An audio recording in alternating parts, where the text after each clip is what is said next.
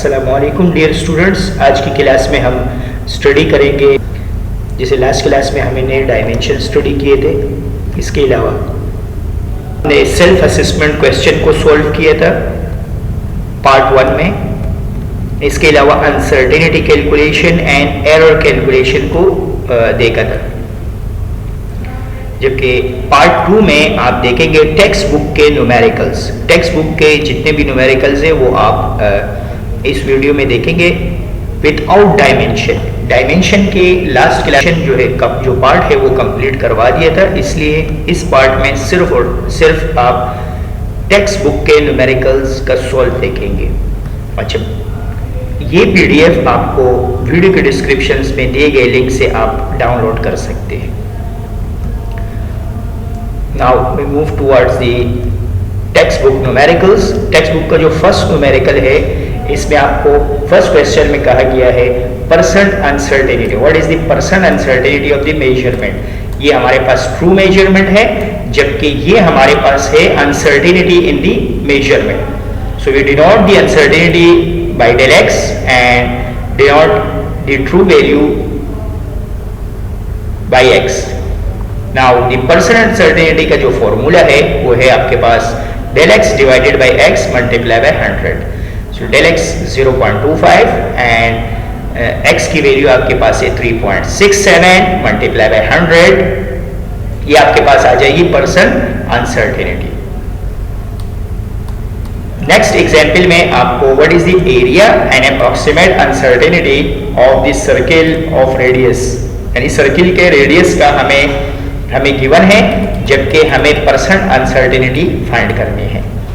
क्योंकि हमें actual radius given है, लेकिन हमें del r नहीं गिवन है। del r हमारे पास स्मॉलेस्ट पॉसिबल वैल्यू है रेडियस की, विच इज अबाउट 1000 सेंटीमीटर, जिसको हम इतना ले सकते हैं 0.1 10 की पावर 4 सेंटीमीटर।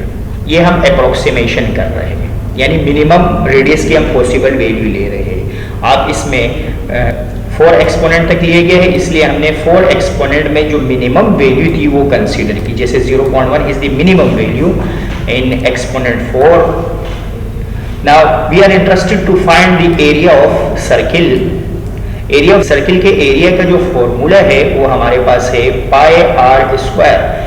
पाई की वैल्यू है 3.142, आर हमें क्वेश्चन में गिवन है, उसका आपने स्क्वायर ले लेना है। ये आपके पास ट्रू वैल्यू आ जाएगी। एरिया की यूनिट है सेंटीमीटर स्क्वायर, क्योंकि यहाँ हमने मेजरमेंट सेंटीमीटर में ली है, इसलिए यहाँ एरिया की यूनिट होगी centimetre square. Now we are find the uncertainty in the area. Uncertainty in area जो है वो थोड़ा सा क्रिटिकल है, उसके लिए आपको डेरिवेटिव के बेसिक्स आपको पता होने चाहिए। तो आपने इसका डेरिवेटिव लेना है विद रिस्पेक्ट टू आर, यानी एरिया जो हमारे पास है वो है पाई आर स्क्वायर। हमने इसका डेरिवेटिव लेना है pi change in del a divided by del r is equal to है pi r square. So pi r square के लिए हम क्या करेंगे, हम इसको इसका डेरिवेटिव में पावर पहले आ जाएगी, फिर पाई आएगा और पावर में से एक कम हो जाएगा, यानी आर स्क्वायर में से एक कम होने के बाद आर रह जाएगा और में से एक माइनस हो जाएगा। ये डेरिवेटिव का रूल है। नाउ क्योंकि r में से कम हो गया और हमें यहाँ ओरिजिनल एरिया चाहिए, तो हमने r से मल्टीप्लाई किया और r से डिवाइड किया।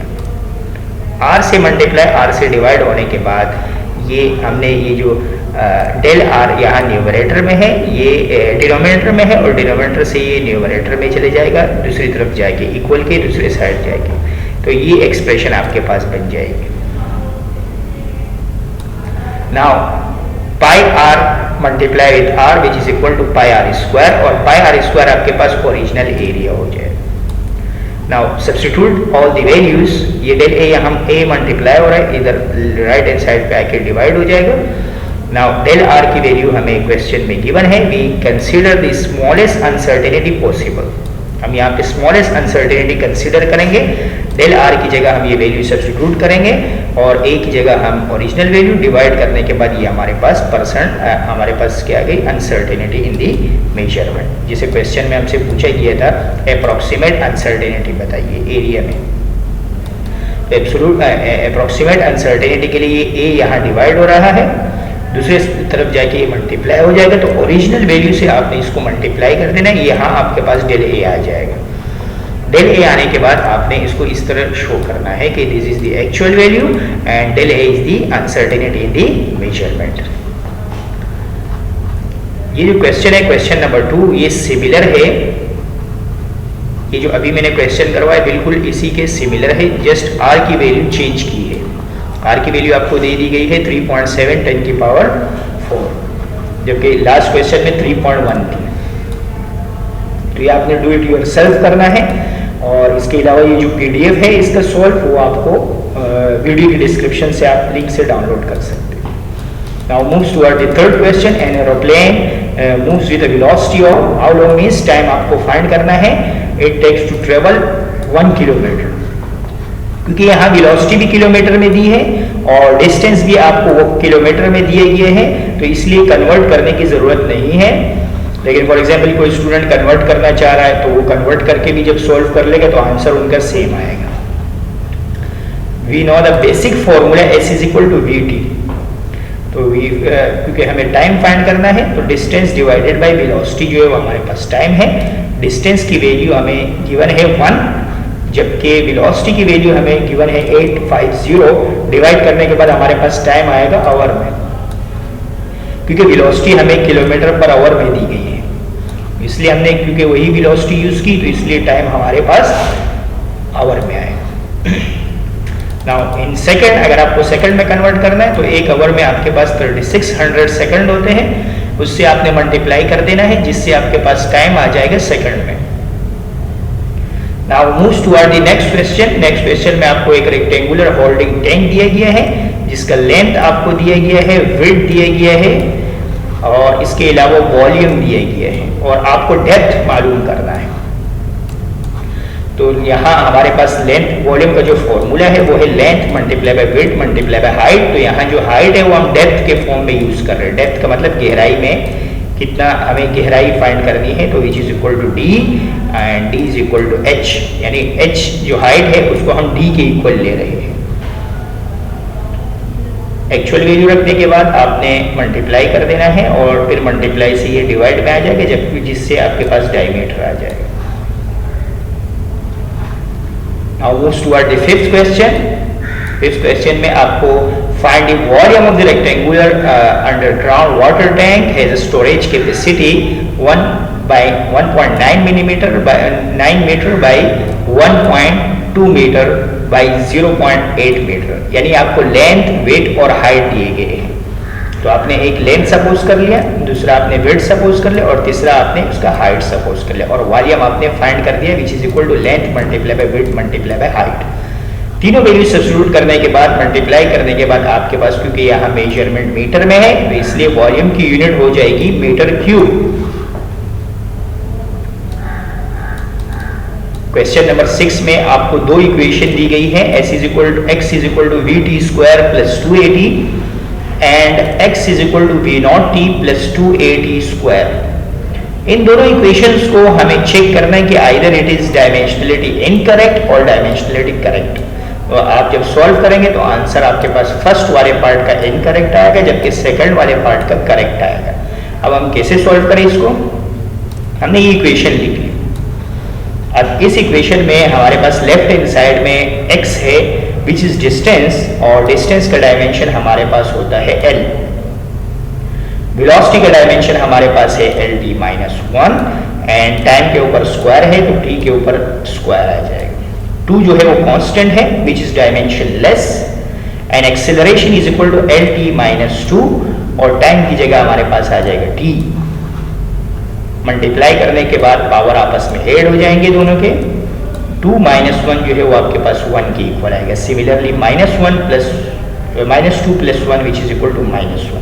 अब आप जरा नोट करें, आप इसको ऐड नहीं कर सकते l कॉमन लेने के बाद भी, तो इसलिए ये सॉल्व फर्दर आप इसको सॉल्व नहीं कर सकते, यानी ये ऐड नहीं हो सकता क्योंकि सिमिलर नहीं आया है। तो इसलिए लेफ्ट हैंड साइड जो है वो राइट हैंड साइड के इक्वल नहीं आया। तो इट मीन्स ये प्रूव हुआ कि ये जो क्वेश्चन हमें दिया हुआ था ये नॉट डायमेंशनलिटी करेक्ट है या डायमेंशनलिटी इनकरेक्ट है हमारे को।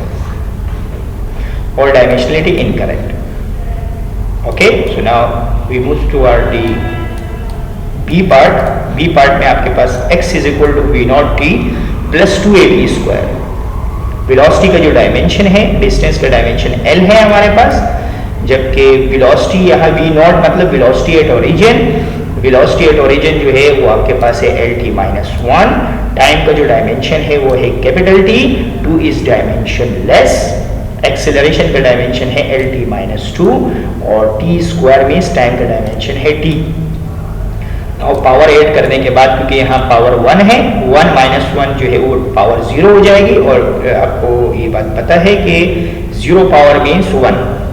ओके, सो ये पूरे टर्म हट जाएंगे, ये दोनों. सिमिलरली ये दो टर्म्स भी हट जाएंगे. तो आपके पास सिर्फ 2l बचेगा, 2l and l, 2l plus l which is equal to 3l and 3 is dimensionless. 3 is dimensionless. x की वैल्यू है हमारे पास, x का डायमेंशन है l, और लेफ्ट हैंड साइड में भी l है, जबकि राइट हैंड साइड में भी आपके पास l आया, जिससे शो हुआ कि जो इक्वेशन है, given equation is dimensionality correct. इससे ये बात शो हुई कि जो हमें सेकंड पार्ट था वो डायमेंशनलिटी करेक्ट है. डायमेंशन का पार्ट मैंने लास्ट वीडियो में डिटेल से एक्सप्लेन किया हुआ है, वो आप उससे देखेंगे इंशाल्लाह. लास्ट पार्ट अगर आप कंसंट्रेट करके उसको देखेंगे तो जो डायमेंशन के जितने भी पेपर्स में आने वाले क्वेश्चन है वो मैंने लास्ट पार्ट में डिस्कस किए हैं. इस वीडियो के जो फर्स्ट पार्ट है उसमें आपको डायमेंशन के बहुत सारे क्वेश्चंस जो है वो एग्जामिनेशन पॉइंट ऑफ व्यू के हिसाब से जो इम्पोर्टेंट है वो सारे पार्ट वन की वीडियो में इस चैप्टर के उसमें सॉल्व किए गए. Now move toward the seventh question. 1 hectare is defined as, 1 hectare की वैल्यू दी गई है विच इज इक्वल टू 10 की power 4 metre square and 1 acre is equal to 4 multiply by exponent 4 feet square. यानी एकरी जो है वो फीट में है, जबकि हेक्टर जो है वो आपके पास 10 की पावर 4 मीटर स्क्वायर में है. आपको हिंट्स दिए गए हैं कि 1 metre is equal to 3.28 feet, और आपको फाइंड करना है हाउ मेनी एकरी इन 1 हेक्टर. हेक्टर में कितने एकरी होंगे वो हमें फाइंड करना है. तो हमें सबसे पहले हमें नंबर ऑफ एकरी मालूम करना है इन 1 हेक्टर. हमें ये कंडीशन गिवन है कि 1 metre square is equal to 3.8 feet square. ये हम कंसीडर कर लेंगे और इस पे स्क्वायर ले लेंगे. यानी हमें गिवन था 1 metre is equal to 3.8 feet, क्योंकि हमें यहाँ मीटर स्क्वायर की कैलकुलेशन करनी है. हेक्टर में जो है वो आपके पास मीटर स्क्वायर है, तो इसलिए हमने दोनों तरफ स्क्वायर ले लिया. दोनों तरफ स्क्वायर लेने के बाद हमारे पास ये वैल्यू आ गई. अब यहाँ मीटर स्क्वायर से हमें हेक्टर में जाना है, हेक्टर स्क्वायर में.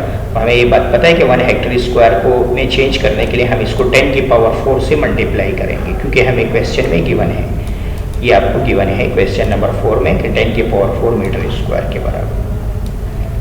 तो आपने कन्वर्ट करने के लिए 10 की पावर 4 से मल्टीप्लाई कर दिया, तो ये आपके पास 1 हेक्टर फीट स्क्वायर में आ गया.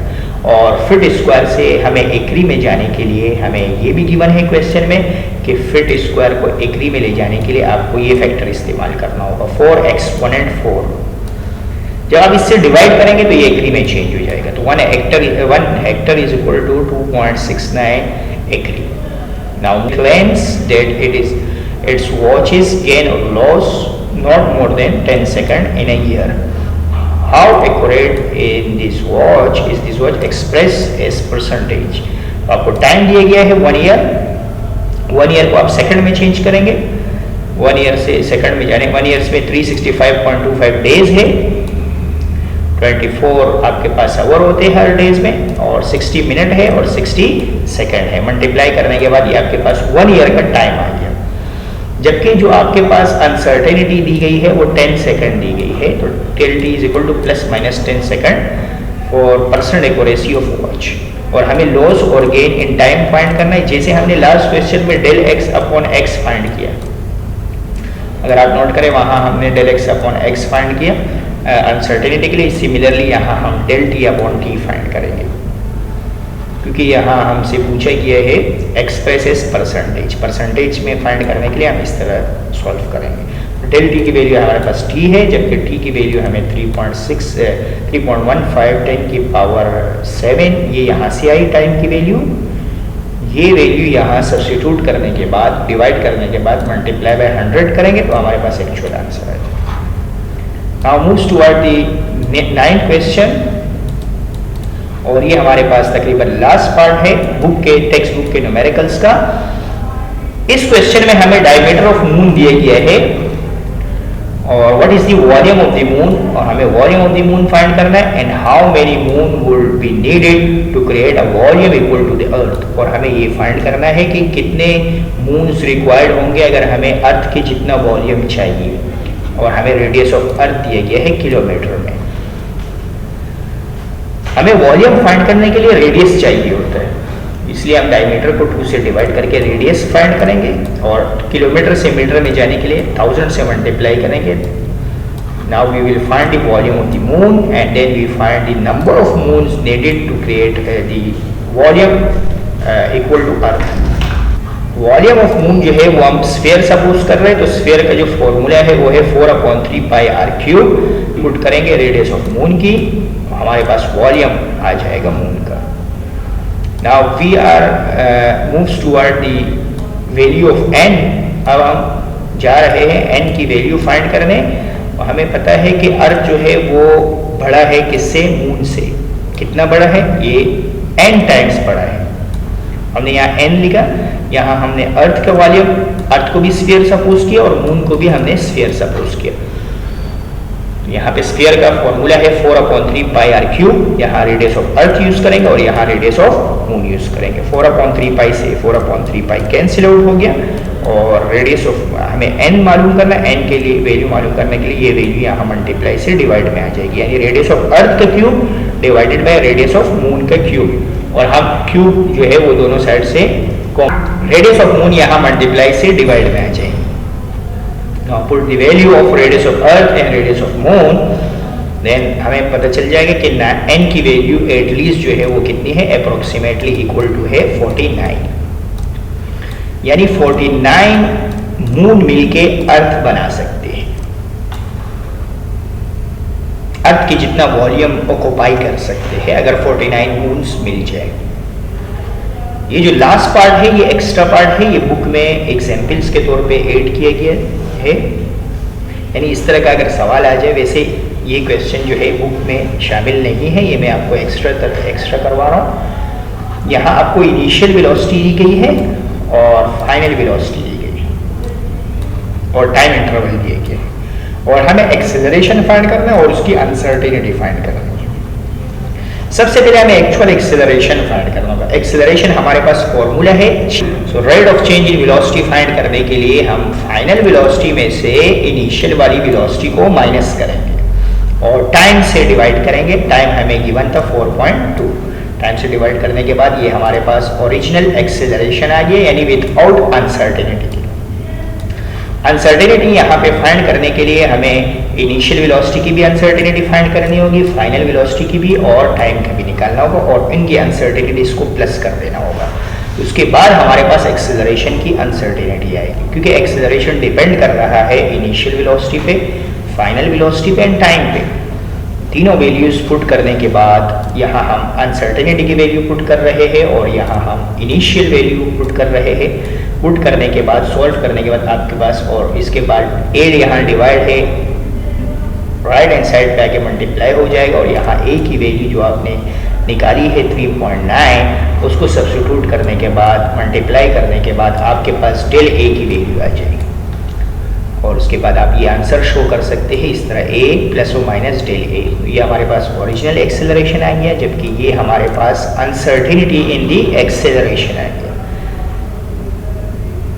ओके, तो इसके साथ ही ये चैप्टर, फर्स्ट चैप्टर के न्यूमेरिकल्स जो है वो ख़त्म हो गए हैं। अब इंशाल्लाह नेक्स्ट वीडियो में हम मिलेंगे चैप्टर नंबर 2 के न्यूमेरिकल्स के साथ। उम्मीद है आपको समझ में आया होगा, और वीडियो के डिस्क्रिप्शन से आप PDF डाउनलोड कर सकते हैं। अगर आपको डाउनलोड करने में मुश्किलात हो रही हो तो आप जो दिए गए नंबर है उस पर रब्ता करके आप उसको